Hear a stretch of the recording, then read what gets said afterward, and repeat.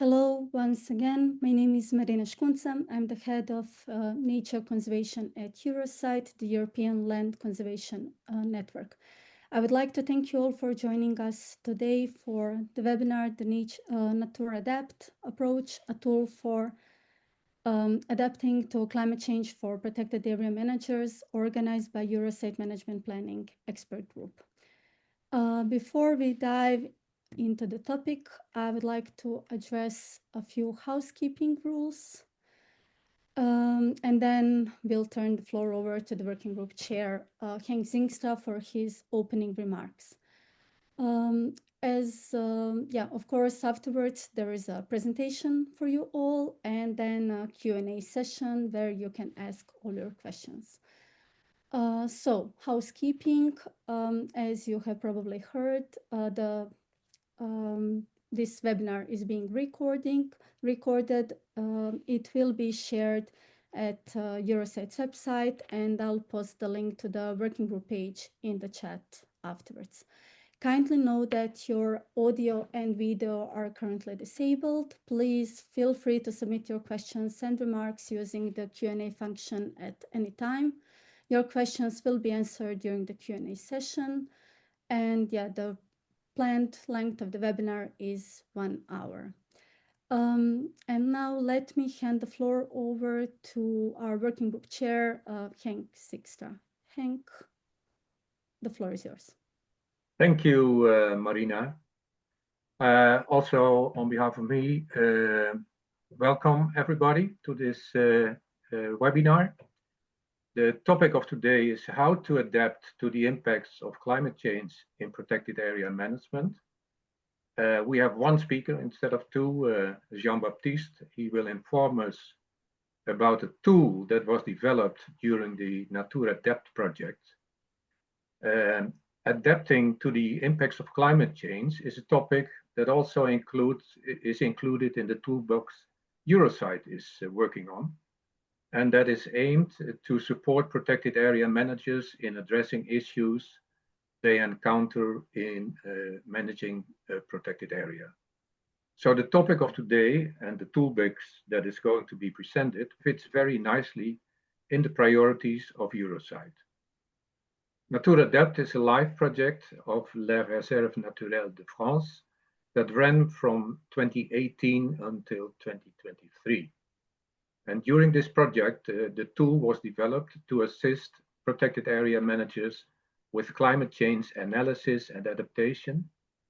And it is an iterative and forward-looking approach that involves assessing vulnerability and making an opportunity assessment based on analyzing climate data and consulting with local stakeholders to enable the adaptation of protected area management in France and beyond. The project, it's important to note, was awarded in 2025 with a LIFE award. And so it has received high scores and is well appreciated. Well, the housekeeping rules Marina already has indicated, as mentioned to you. So I'm happy to introduce Jean-Baptiste Gault, who is working as a climate project manager at the Réserves Naturelles de France. He holds a master's degree in international environmental project management, and he specializes in marine biodiversity. He has worked in the Indian Ocean on the protection of large marine mammals, as well as in Canada on pollution control and management of urban heat islands. He currently coordinates the RNF's climate projects, including 2 LIFE projects, BiodiVFrance and Adapto Plus. So, Jean-Baptiste, the floor is yours. Thank you, Henk. Thank you, Marina. So, hello, everyone. So, as Henk introduced, my name is Jean-Baptiste. I'm the climate project manager at Réserves Naturelles de France. So, as he said, I work on the conservation of large marine mammals and sea turtles in the Indian Ocean for years, which is my primary passion, and then spent a few years working on heat islands and pollution control in Montreal, Canada, before arriving here in France. So my colleague Kevin is unfortunately absent, and I apologize on his behalf. He's responsible for climate studies in our office and has a background in water management and watershed issues.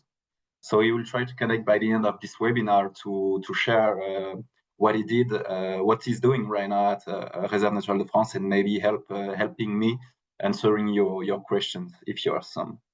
So briefly, before I'm starting to share my screen, for those who are unfamiliar with it, Réserves Naturelles de France is a private association working to protect the environment in France. It acts as a link between all natural reserves in France, like the regional one and the national ones, mainland France and also overseas, and works on numerous European and French projects with an international dimension on the broader issue of protected areas. So training, climate, governance, policing, observation, statistics, management skills, and so on. So I may not be able to see the question directly if you have some during my presentation, but so please write them down if I don't answer them during my presentation, and I suggest you ask them by the end of the presentation. Jean-Baptiste, can I just jump in quickly? I see that Yep. Maya Forsberg has raised her hand. So I would just like to make sure that everything is okay with the recording. So Maya, can you please, you're currently muted, but you can unmute yourself. You're muted now? No, yeah, please. Hello. Sorry, I just happened to raise my hands. Sorry about that. Everything is fine. Then. Okay, good. Thank you. So I'm guessing everybody can hear and see everything clearly. So please, Jean-Baptiste, apologies. Continue with. That's fine. So I will just share my screen. Can you see it well? Yes, is everything works. fine? Thank you. Yep. Yep. Okay, thank you. So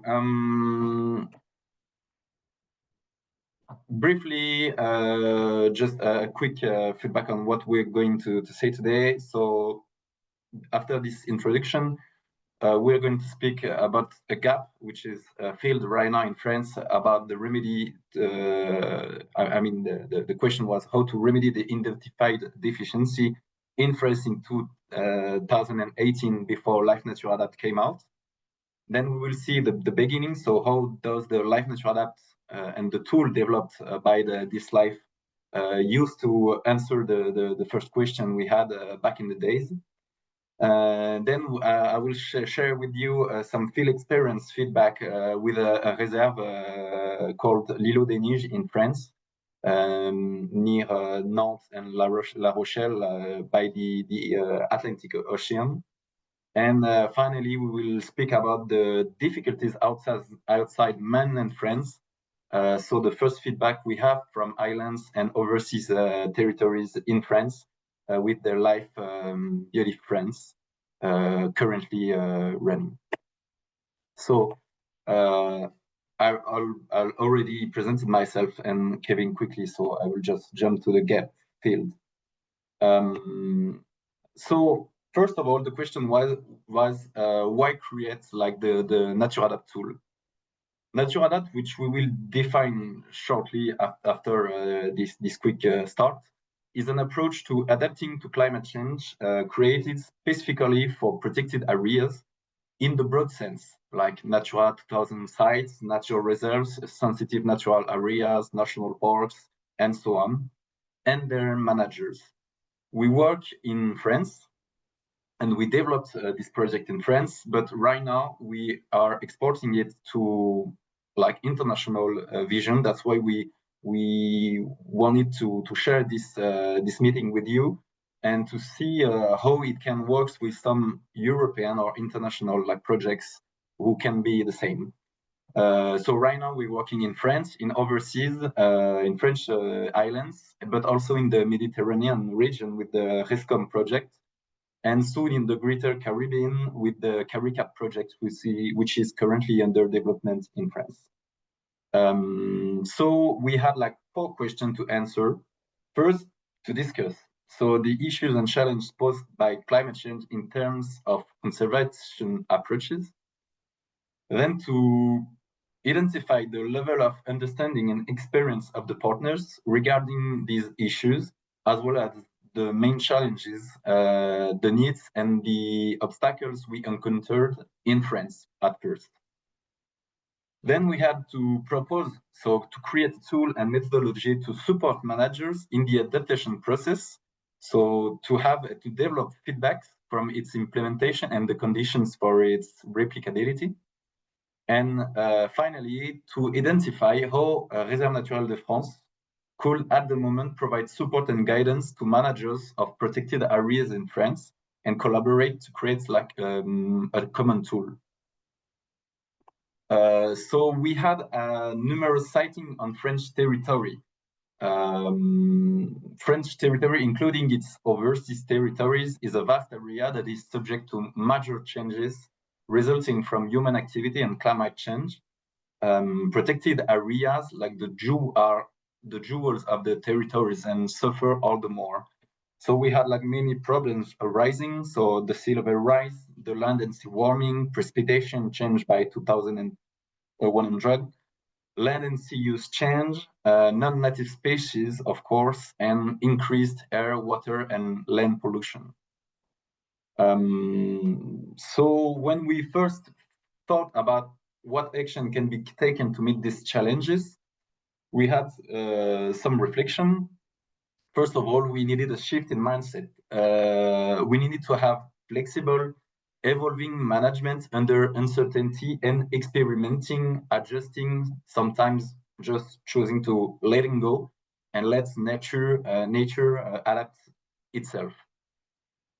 Then it requires long-term site-specific strategies, of course, because for my example, in mainland France or in French islands, the question won't be the same about the adaptation. The territories all have different approaches, different problematic to face, and so it needed to be something big with a long-term view. And of course, management adaptation is essential in protected natural areas. So the beginning with the LIFE Natur'Adapt. The first needs were clear. We needed adapting management requires like a good awareness of climate change, technical tools, organizational and operational changes. Then we had like some structural constraints, so the skills, the capacity, the data, because I mean in France, when you are a conservator of a reserve, you don't have maybe like climatic skills. You don't have maybe access to climate data, depending on where you are in France. Then, as I said, you needed locally adapted, flexible tools. And of course, the importance of participatory, inclusive governance, which means we need to work as the conservators of protected areas, but also with the people living around it, with the politics living and working around this. We need some inclusive governance with all these people. So the Natur'Adapt methodology. The Natur'Adapt guide was created between 2018 and 2023. Is the result of a LIFE project coordinated by Réserves Naturelles de France.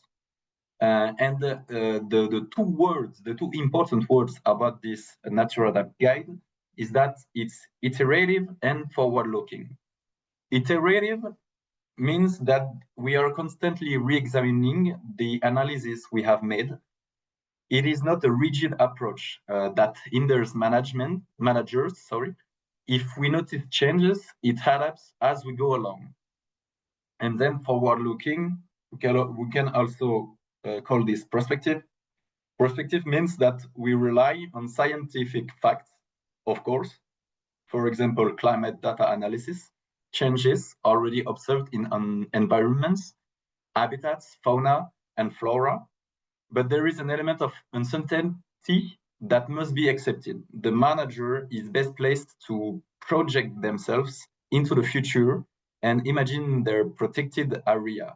We rely on what we call expert opinion. We have to accept that we don't know everything and project ourselves into the future by creating anticipated scenarios, like the IPCC, for example.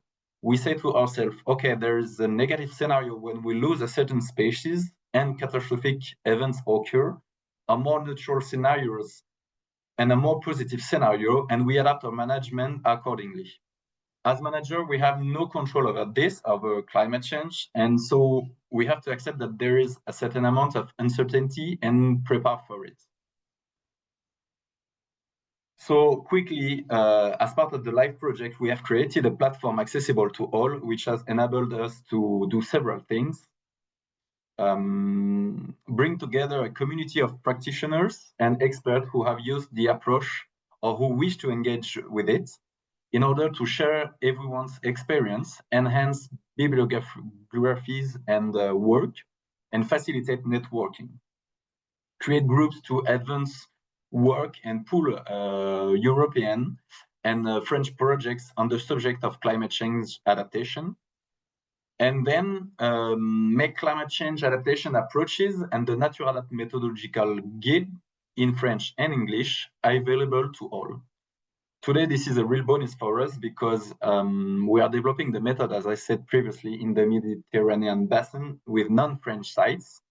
One of our sites in the Indian Ocean on the French island of La Réunion, near Madagascar, is working on a joint initiative with the South African participatory scenario approach. And we are also extending the approach to Natura 2000 sites, which are European in scope. And finally, we have a project in the Greater Caribbean for the international market. So between 2018 and 2023, we developed the Natur'Adapt approach. In 2020, it was created from scratch with 6 natural reserves before being tested by 15 French-speaking protected areas, 14 in French mainland, and 1 border site in Belgium. So the project coordinator was Réserves Naturelles de France, helped with the financial support of Fondazione Capellino. And the partners involved in the project was numerous. So we were working at that time with Europark, the MNHN in France, Terra Bonica, the LPO, a lot of reserves and protected areas managers. And the project was a LIFE project, so European project, financed by the OFB in France and the minister. So as you can see, for the LIFE Natur'Adapt project, you can see the wide variety of protected areas involved.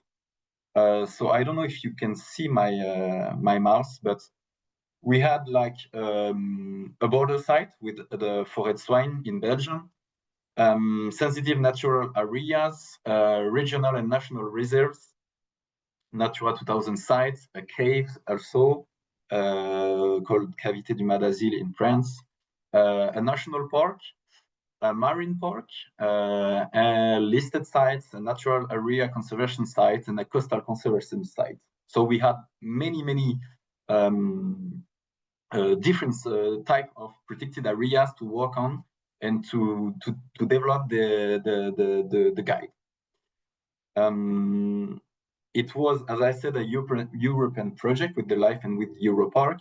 So most of the work has been done in France and Francophone spaces, but you can find all the webinars, the articles, the conferences, the predictions too, in English on the Pulse trees. So I will just let this presentation to Marina, who will share it with you after this presentation. And you can have access to all of that if you have any question. So the first principle of the methodology is that there are 4 objects of analysis in the protected areas, which must be observed and linked together.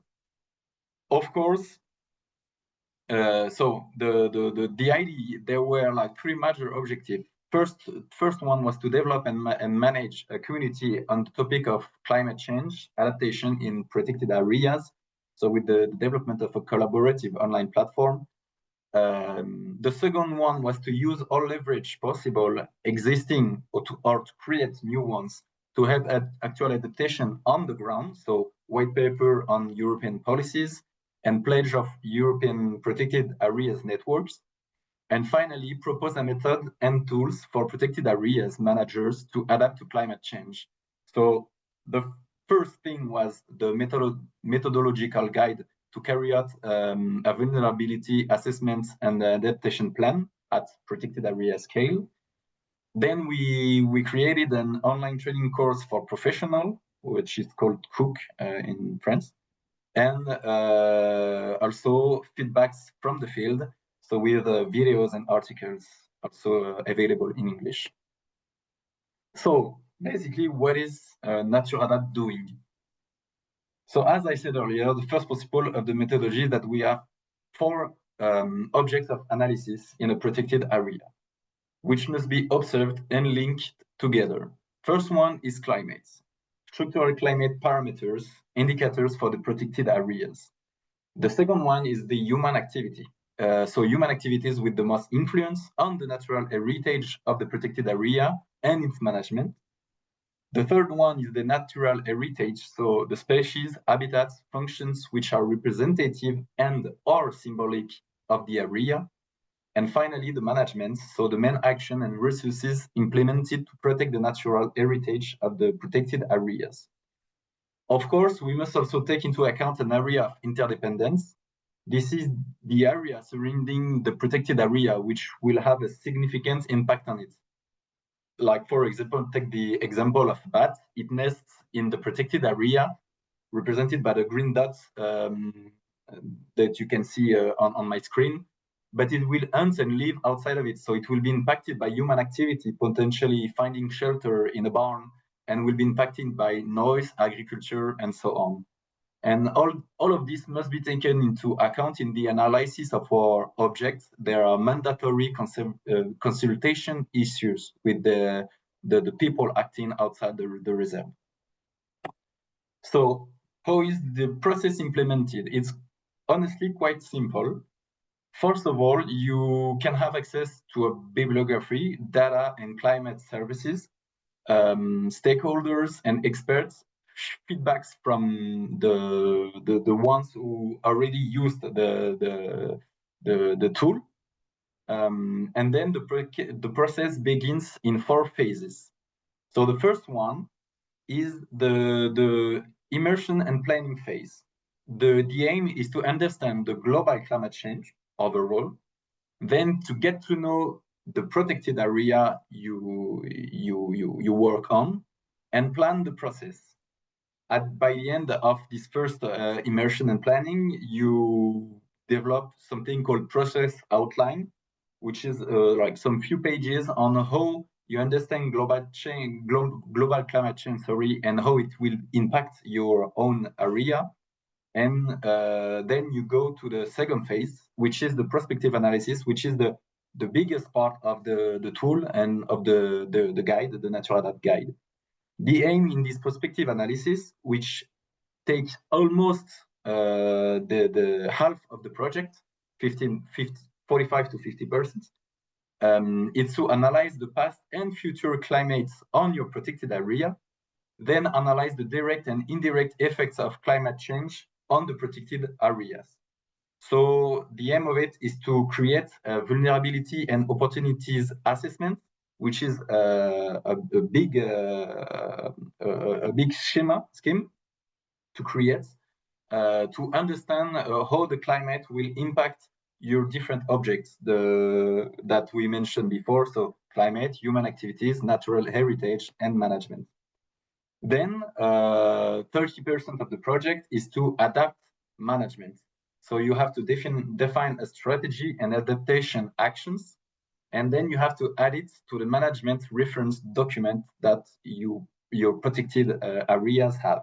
So it's called the adaptation plan. And finally, it's like a short thing in the end, but really important is everything about report and capitalization. So you need to take a step back, share the results with your peers, and give feedback to your peers to help them start this methodology, or just to improve everyone's understanding of how climate change impact the protected areas. And yeah. So by the end of it, you work on a report, a quick report, to help people understand the steps you have made, but also help them go into this methodology if they want to. So basically, as protected area managers, you have 50 to 80 days to put this Natur'Adapt methodology in practice. And most of the time we spend 12 to 18 months. So 50 to 80 days in this scale of 12 to 18 months to understand how adapt your protected areas to climate change. So it is important to always connect each analyzed object, hence the idea of an iterative process mentioned earlier. First of all, you will work on changing climate. So you will just ask yourself, how do the climate change overall on my protected areas, how it has been with the past, and how it will be in the future. And then when you work on human activities, you need to ask yourself, as a result of climate change, how the human activities changes, which may seem counterintuitive, but it's justified by the need to understand these changes in order to understand the indirect impacts of climate change on natural heritage.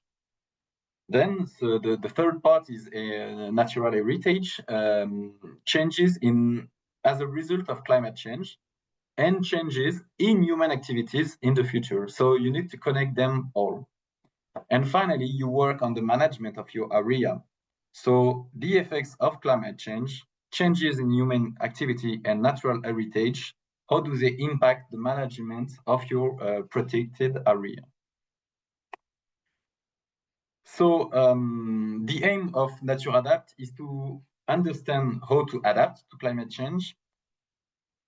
Most of the project is to understand that it is focused towards less patrimonial and more dynamic management. It means that some species and habitats will disappear. We have no control over it as protected areas managers, and others will appear and balances will be altered. Climate change, like it re-challenges current management from objectives to operation. Habitat connectivity and functionality are key factors for adaptation. And finally, the purpose of protected area can no longer be only to conserve the species and habitats that justify their creation, but to be functional and connected nature areas that shelter a rich biodiversity. So now I will just focus on the field experience feedback, one of the many we have. So the practical case will be on l'îlot des Neiges, which you can see on the left side of the screen, right here. So l'îlot des Neiges is a natural reserve located on the French Atlantic coast, on the western side in Vendée. In 2010, the Xynthia storm confronted France with the reality that only its overseas territories had previously experienced, the possibility of seeing the country devastated by uncontrollable climatic events for which at the time there was very little preparation. So the reserve is located, as you can see, in a large, almost enclosed bay, Le Fier d'Ars, relatively sheltered from the swell and offshore winds. So you have like mild, temperate climates, less rainfall than the continents, and sunshine comparable to the Côte d'Azur in the south of France. So the site is located on the main Atlantic flyway, which is a home to a large number of populations, of bird populations. A migration crossroads. It is home to over 310 species of birds, only on this little reserve. So with also many endangered species like whalers, who are among them. So you have like two environments mentioned within the perimeter of the reserve: intertidal zones, so tidal range, and maritime marshes, with the 38 species divided into two groups, the crustacean and birds. So in France, first of all, in France we created the Flood Prevention Action Program, so called PAPI, which is funny because papi also means grandfather in our language, but I don't know if it's related, although I don't see the connection. It is a plan to combat coastal flooding, which includes the installation of dikes or the relocation of certain ones to remedy rising water levels. This is important, as you will understand later on. You can also find a map showing the risk of coastal flooding in France by 2050, so not that long, along the Vendée coast. And as you can see, with a 1 meter rise in water levels, the reserve will be completely submerged and will disappear as it exists for now. This could happen even well before 2050, as early as 2030. So in like 5 to 10 years. When I mentioned PAPI and the need for consultation among site managers, it was specifically in this context. As an aside, this is also why we are currently working with Natura 2000 sites as a part of LIFE Biodiv'France, as consultation is one of the key areas to be developed in the process. So the blue one that you can see on the screen is the new PAPI plan defined by government agencies. You will notice that it does not protect the reserve at all, as you can see right here with the arrow. So it does not protect the L'Îlot des Neiges. So it's a critical challenges, and it shows several key issues. Sorry, I'll just stay on this slide. In fact, as part of the implementation of the approach and reflections related to climate change, the site manager, who is a natural area conservator, did two things. First, he accepted that his reserve will disappear, or at least that its current form will disappear in the future, and that he will have to adapt his management to a completely different site with new species and a totally renewed dynamism. This in itself is a huge task, accepting this loss of habitats and species. But there is nothing he can do about climate change on his own, so he made the most logical choice for himself and for his protected area. He therefore contacted local politicians and mayors of towns surrounding the reserve and set about reworking the management plan. When the PAPI was approved by the state authorities, the new plans, so in blue right here, were all accepted by the political parties and the conservator itself, because it has been something that they were working on for many years together to choose the best choice for the people, the reserve, and everything surrounding it. In fact, at the tip of the arrow was an old dike, which no longer served any real purpose. And as it was going to be submerged anyway and would be far too expensive to repair and maintain in the future, they chose to suppress it with the government, with the mayors, and stuff like that. But these dikes plan, whatever happens, were set by the state, not by him. And unfortunately, when elections were held, a new mayor arrived, and overnight he stopped talking to him, accusing him of deliberately destroying the old dike, knowing that he would endanger the people living behind it.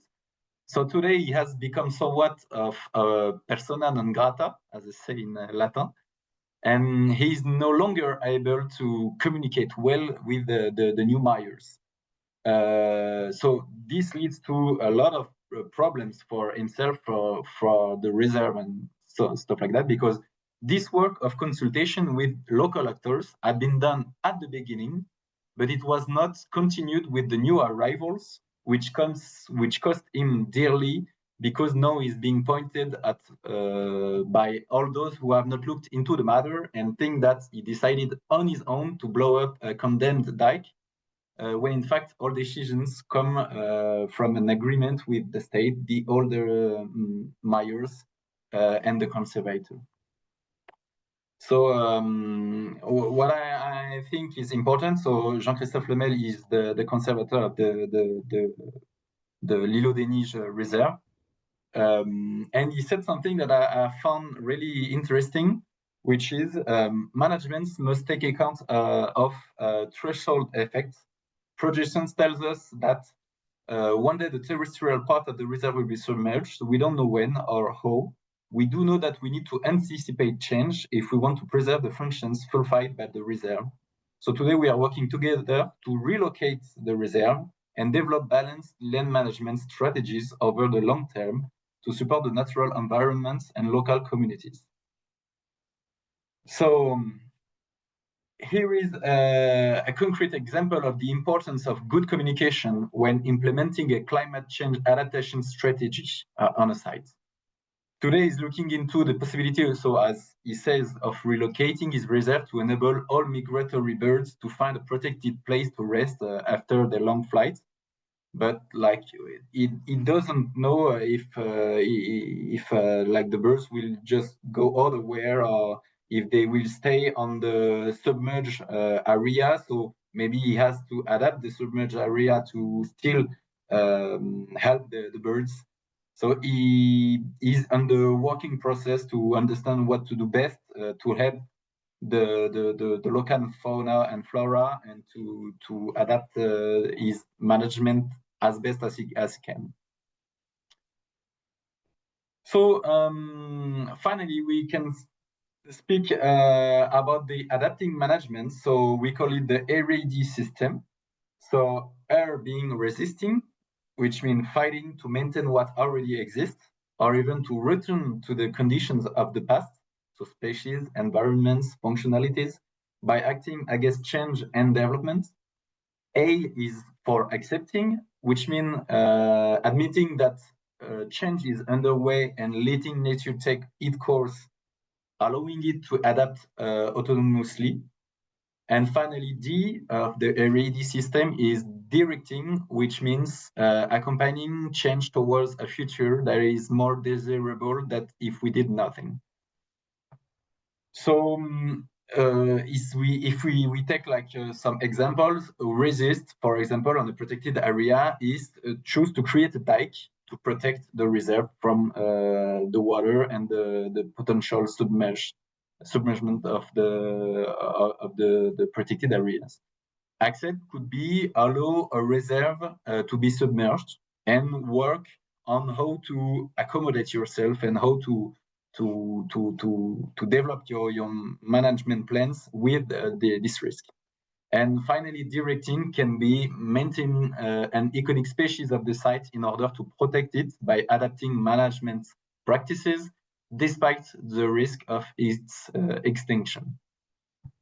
So you have a great example right here with the boat, the resist, accept, direct framework, who can be illustrated by an allegory about sailing. The boat resists, fights against the wind in an attempt to return to its starting point. The wind and waves push the accept boat towards unknown places, and the captain of the boat, direct, uses the conditions to head for a new location of his choice. So you have like an example strategy and resultant objectives about the RAD system developed into the Natur'Adapt tool. So you choose to not to accept, it means you resist. You can slow down the trajectory, conserve a given species or habitats, and monitor the result of actions and trends. And the example action, for example, monitor the effect of climate change, monitor the effect of action, act to keep environments in their current states. Second strategy to direct, so it means reverse the trajectory, accelerate the transition, refocus the issues, increase the resilience of environments, so you can limit or stop anthropogenic pressures, excluding climate change, of course, increase connectivity, encourage environmental mosaics, and finally, accept. So let things happen naturally, implement free development, acquire knowledge and document changes. And for the example action, you have the free evolution, let ecosystems evolve, observe the changes, prepare for changes. So finally, to end my presentation, we can speak a little bit about the difficulties outside France. When I say outside France, right now it's outside mainland France, because it's still French territories, but French territories, sorry, but in the Caribbean part and the Indian Ocean parts.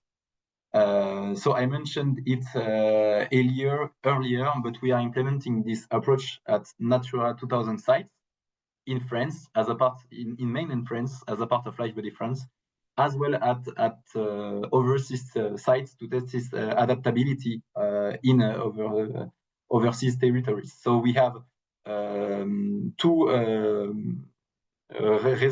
natural reserves in French Guyana, which is Mont Grand Matoury and Marais de Corora. One in Caribbean Sea in Guadeloupe, and two in Indian Ocean, so one in Mayotte and one in La Réunion. So the initial experience of adaptation to climate change in French overseas regions, we had many things we detailed and we looked after and we discovered. First of all, the lack of access to data. For example, the French territory of Guadeloupe in the Caribbean used to get most of its data from NOAA. And so in, I think it was like September, October last year, after Trump came to power, all of its data on ocean acidification, for example, disappeared. And they are now somewhat helpless with these stats, with these data who disappear from day to day. Then we have like necessary scaling questions, like overseas territories can be enormous in size. For example, the Corora Reserve in French Guyana, which is the second one right here, covers almost 100,000 hectares. So it's really hard to focus on where to work to understand how the climate change impacts those thousands of fauna, flora species in this region. And how then can we implement an adaptation strategy by selecting around 20 objects in such a large area with dozens or even hundreds of habitats, thousands of species? Then we have the difficulty attending webinars, of course, traveling to mainland France, because we have like, sorry, I don't remember how to tell it in English, but le décalage horaire, like when it's noon in France, it's like 6 hours less in the Caribbean, and it's 3 to 4 hours more in the Indian Ocean. So it's hard to work with people. And then you have problems exacerbated by geographical location, like you have more tropical storms and hurricanes, as for example Garance last autumn in La Réunion, but also Chido, the hurricane Chido in Mayotte, who destroyed almost everything in the island. You have illegal gold mining, for example, in French Guyana, in the natural reserve, because it's so big that they cannot see everything, and with the Amazonia, they cannot like have an access to everything. Illegal hunting, illegal fishing, rising water levels, erosion, salinization. There's a lot of problems existing already in French mainland, but which are exacerbated in these sites. And then, of course, you have also other problems. So regular team turnover, lack of funding, exceptionally vast sites, as I said, but also, like for example, in Guadeloupe, in Caribbean, over-frequented islands, when you have to make choice to share like half of your work on the conservation of your protected areas, and then to work with all the tourists, all the visitors of the sites, because most of the money is made with the people visiting these islands. So you need to work with these two separated problematics. And of course, last one, and the one that I just that I was speaking with the L'Îlot des Neiges example, the importance of the consultation with local stakeholders, the importance of consultation with the people living nearby the protected areas, with the politics living and making political decisions around the protected areas. The use of water, for example, will be one of the biggest questions in the next years. And finally, as I said, we're working with Natura 2000 sites too. So it's a fresh look because we just started to work with many Natura 2000 sites in France. The project has been launched like 1 month ago, and we hope to be able to report back on the steps taken by the end of 2026 or early 2027. So as a conclusion, all in all, the Natur'Adapt approach is an incredible tool that has been developed in a participatory approach with land conservationists and protected area managers to help them integrate climate change into their management practices. Its aims is to spread abroad, looking at existing approaches to see how to combine efforts and make them useful to as many people as possible, of course. The guide, the Natur'Adapt guide, is in open source, but we are currently supporting many regions in the area of climate change adaptation, helping them to address this major issue. So that's it. Thank you for your attention. I hope I think I was good with the time, and that's all for this presentation of Natur'Adapt. Yeah, thank you, Jean-Baptiste. You're excellent on time. It's a very interesting presentation you gave, and it's a very nice work you have done to develop this toolkit. I'm just curious. I'm looking at the questions and answers, and there's a question from Ben Lebach from England. He says, also excellent presentation. Pleased to say that our approach in Natural England is very similar. Vulnerability assessments, adaptation plan, thresholds effects, which we call tipping points, and the RAD framework. So one of the issues we are discussing is the legislation that establishes statutory protected areas. It needs to be flexible, but it currently doesn't seem to be. How are you approaching this in France? So in France, we have two types of protected areas, mostly, like the protected areas with law, with the French law, which are really conservative in the way they protect the land. But as managers, all the choices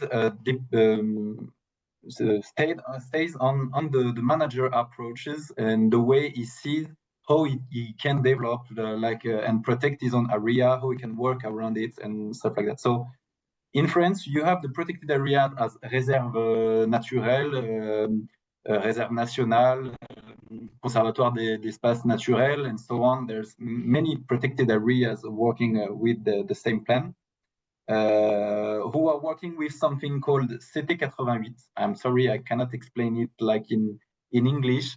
CT88 is a tool developed by Réserves Naturelles de France and all the protected areas which help the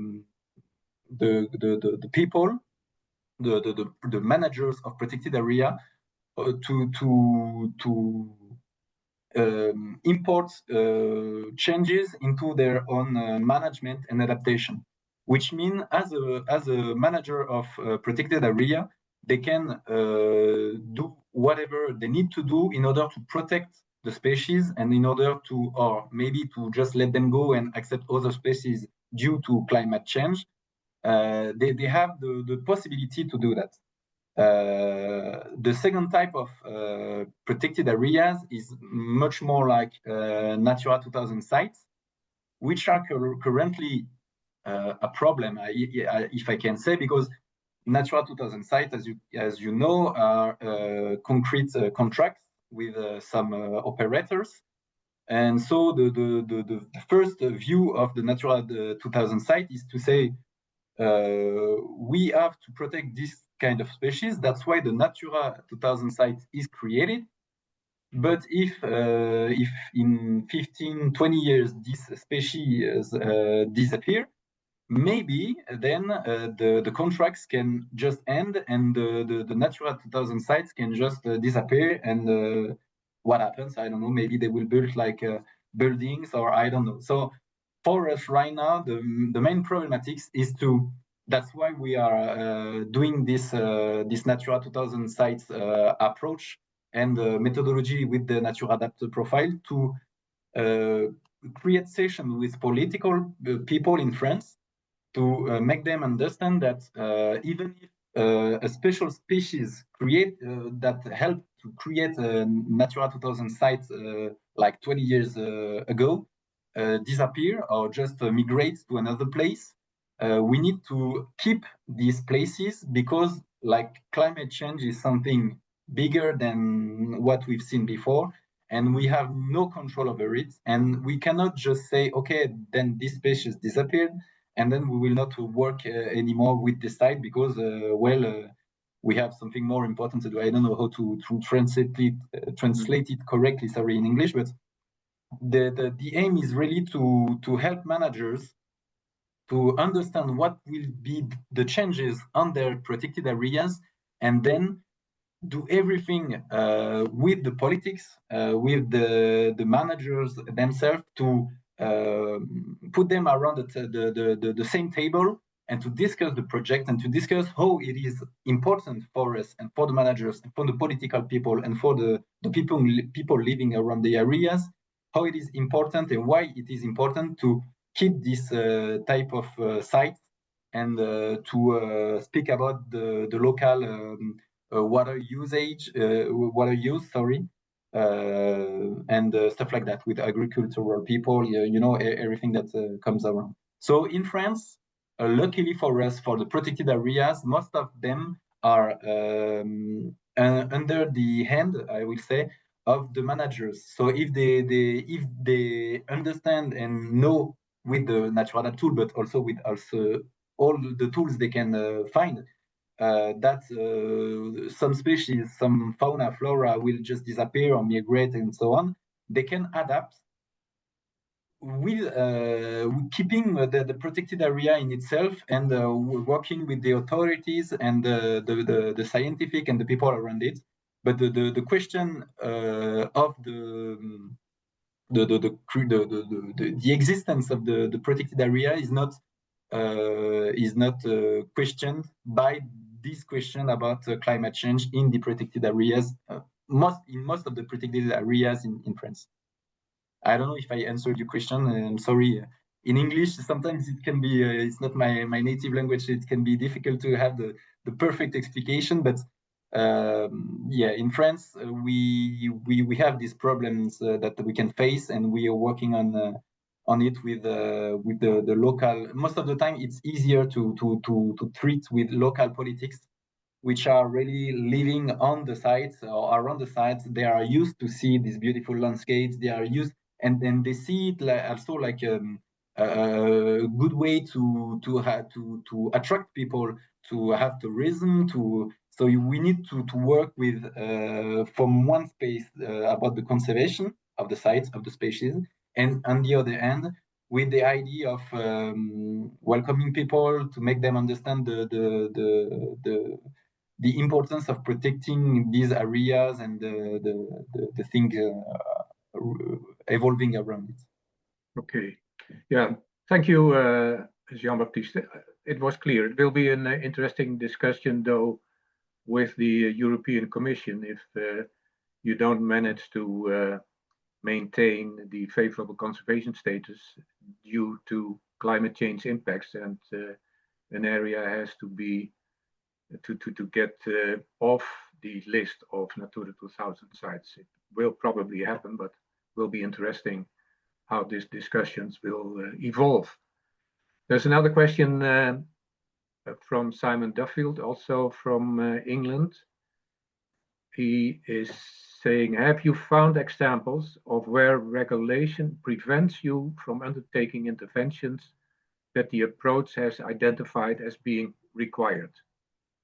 So, for instance, interventions that accept or promote A or D, including those that promote natural function, for instance, removal of a dike, that will lead to the loss or degradation of existing designated features.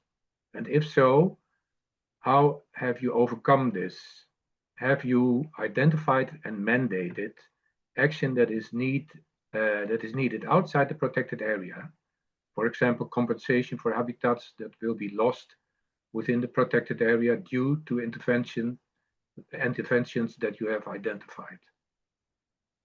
So yeah, it's about regulations that prevent you to adapt or change. Yeah, I think there's a lot of examples. I do not have them all in head, but as I said earlier, you can find all the work we have done with, because we are working right now. I think we have more than 1,000 projects with Natur'Adapt that has been made with different sites overseas, in France, in mainland France, and so on. So I do not have them all in mind, but you can find all the resources and what has been done in every site online on the directories that you will have access to. I know that, for example, we currently, I'm currently living in Dijon in France, which is not that far from between, I will say, Paris and Switzerland. And we had a problem in a site where a dike needed to just be shut down. And I think the most important decision was to concretely approach the people and the local politics to speak with them about how the fact that the dike will disappear will not make the population in danger, and how to integrate this to the people's mind, which has been used to live with dike for like 20 or 25 years. So some people just take time to explain and go over the population, take time to explain them what they are going to do and what's the aim of it. I know for this case, it has been kind of difficult because the protected area manager worked with a water agency, and they decided to shut down the dike without the approbation of the population. Because they made all the scientific work before to make sure that it will not be a problem for the habitation and stuff like that. And so they did that on purpose, because they had the agreement by the state, but they had not the agreement for the population. And they made it.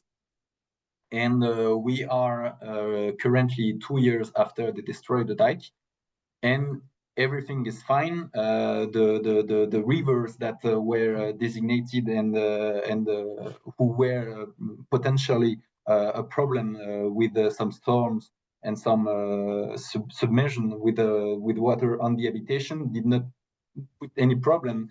And so right now, the people living around are like just realized that it was okay. It was an approach validated by the scientific part and by the political part.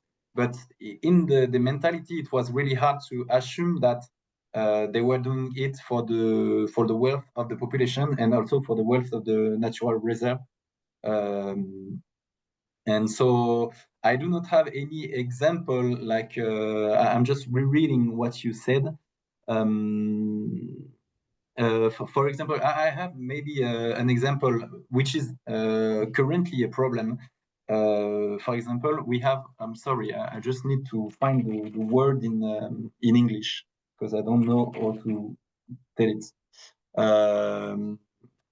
So we have not far from Dijon, a reserve called Tourbière du Morvan, which is a Morvan bog. And the question of the use water right here is really problematic because the bog is surrounded by a lot of agricultural people using a lot of water for corn and some I don't know what they produce here, but they use a lot of waters.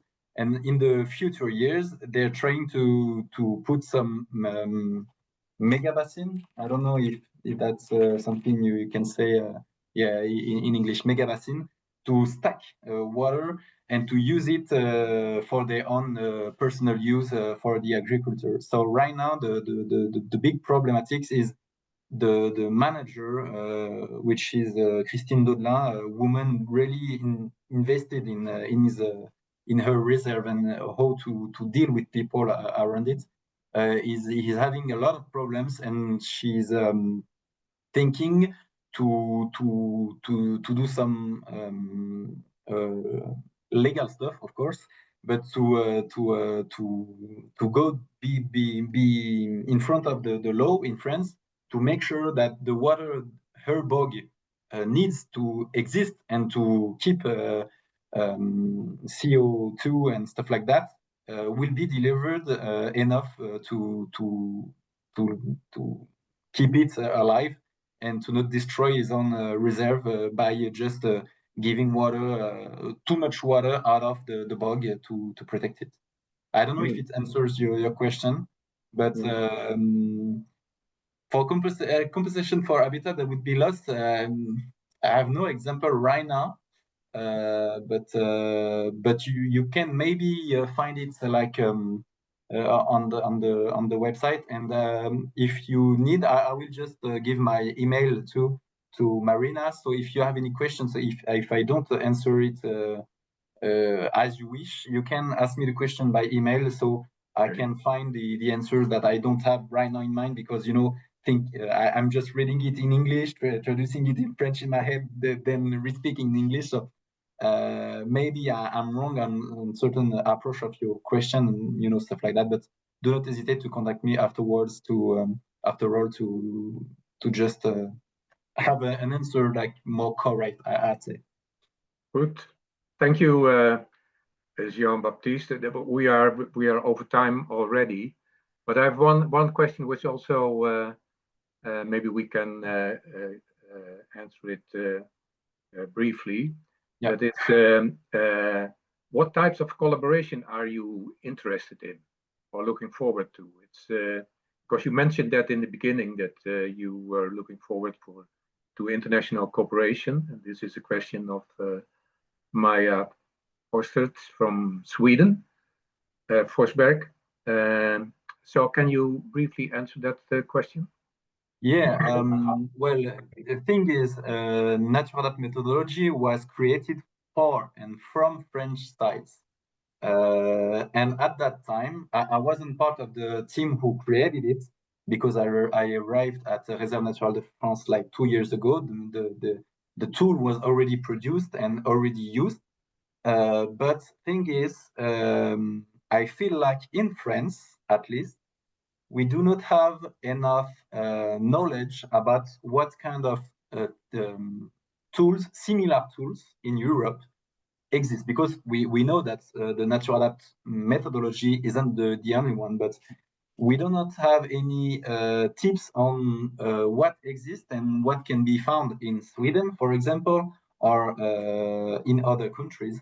And I will find it really helpful to have your feedbacks about it, for us to understand what has been made in Europe already, because I know there's existing tools already that we might not know for sure, and for us to see how some questions that people are asking us about the Natur'Adapt methodology, which is complex and maybe do not answer everything.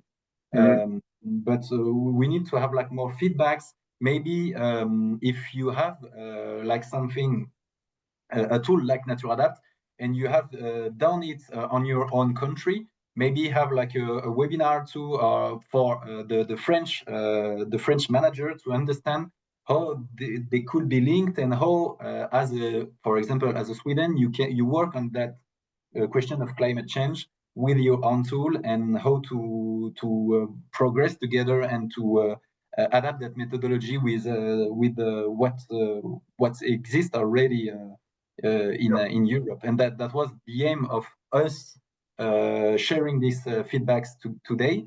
But that's also the aim too, to get feedbacks from other countries, other tools that can be interesting for us. Sure. Yeah, now for sure there are more tools like in England, but there must be more around. Yeah, so it would indeed be good to kind of make a European standard for this tool. But that will require quite some work, I guess, also. So I don't know whether you still have that time and money available. But your call is understood. So if there are tools available from people who are listening, send it to you. Yeah, and we can be in contact. Like as I said, I'll be glad to have your contact and to exchange with you with what exists, what can be made. I don't know, but like at least have some feedbacks and work on what has been made to understand better each other's, so on how adapt to climate change. Yeah. All right. Yeah, we will disseminate your email address, and also the webinar will be available on our YouTube channel and on the website as well, Marina, I guess. So for now, I think we need to stop because it's 10 minutes past. Thank you very much, Jean-Baptiste, for your very clear presentation. Very helpful. There's still work to do, I also understand, to make it more. Particularly with Natura 2000 sites, as I saw too the question of Anton Gazinbik. Sorry, but yeah, the question you put is a real question for us. How to adapt with the Natura 2000 sites, and to make sure that the opponents of sites will not have like the pleasure of just destroying what has been made. That's the real point for us, and the real question we will be addressing in the few years coming. Yeah. Well, thank you all participants for staying with us until now. Thank you once again, Jean-Baptiste. And Marina, is there a closing word from your side? Yeah, sorry, I was monitoring the chat. I would like to thank everyone who joined us for today's webinar. As you already said, to our speaker, a big thank you for sharing your insight and expertise. It was quite inspirational. It raised also some questions, so we are happy to follow through. If you have any questions, either about Eurosite, EMPEG working group, or you want to get in touch with Jean-Baptiste, I added Eurosite info email to the chat, so please don't hesitate to reach out. Thank you, everyone. Have a lovely week, and goodbye. Goodbye to everyone. Goodbye. Bye. Thank you. Thank you.